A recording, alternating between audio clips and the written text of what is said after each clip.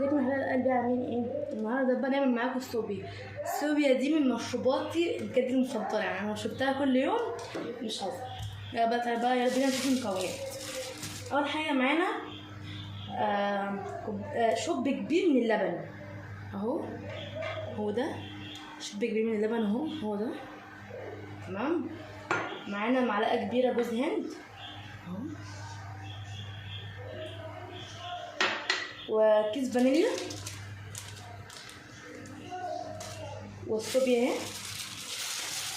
هادي، والسكر. ولو عندكم لبن بودره يا جماعه حطوا منه لبن بودره مثلا معلقتين كده، مش تكتروا فيه يعني. مش عندي لبن بودره ما لقيتش منه فما حطيتش، عادي برضو يعني. عايزين تحطوه مش عايزين تحطوه براحتكم. اول حاجه نحط شوب اللبن، بسم الله اهو.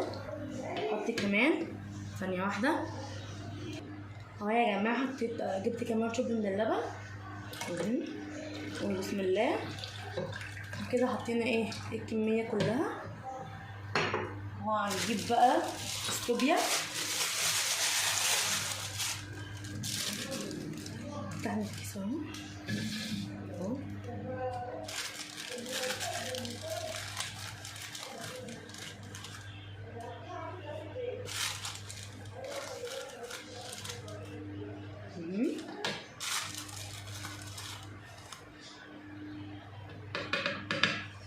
هحط السكر بقى، عندنا 3 معالق صوبيا برضه على حسب الكميه، برضه على حسب عددكم يعني وكده.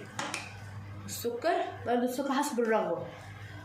1 2 3 ادي كده. وهنحط جوز الهند كله، ادي كيس الفانيليا. هنصبنا كله برضه كده يا جماعه. يعني انا بعملها يعني احسن من بتاعت بره بكتير قوي واضمن يعني.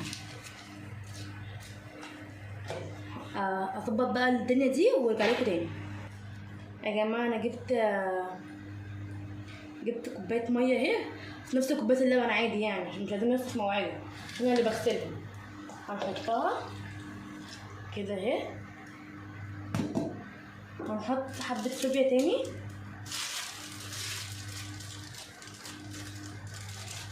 بسم الله اهو،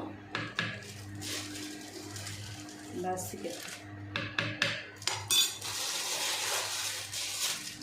هجيب بقى الخلاط بتاعهم واحطه في الخلاط وارجع لكم تاني. يلا بينا يا جماعه اهو، بسم الله. ده في ايه؟ ثانيه يا جماعه، معلش يا جماعه ممكن دخلت البتاع على الاخر عشان كده مش عايز يضرب.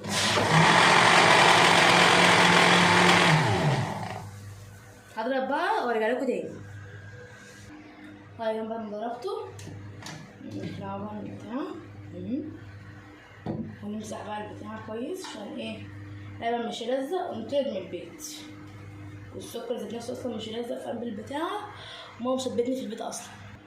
اهو يا جماعه افتحها معاكم بس يا جماعه. اللي على الحروف ده جوز هند عشان مش تقولوا حاجه اهو، مفيش لا سكر فيه عايم ولا اي حاجه من الكلام ده.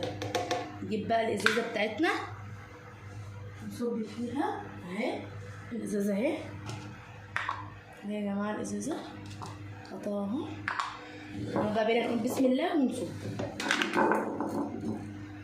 شوفوا عندكم ولا لا؟ شوفوا ده بس باين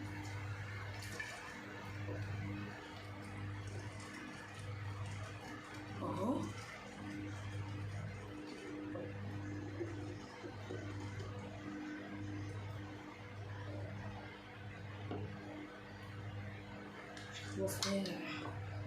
بس اهو.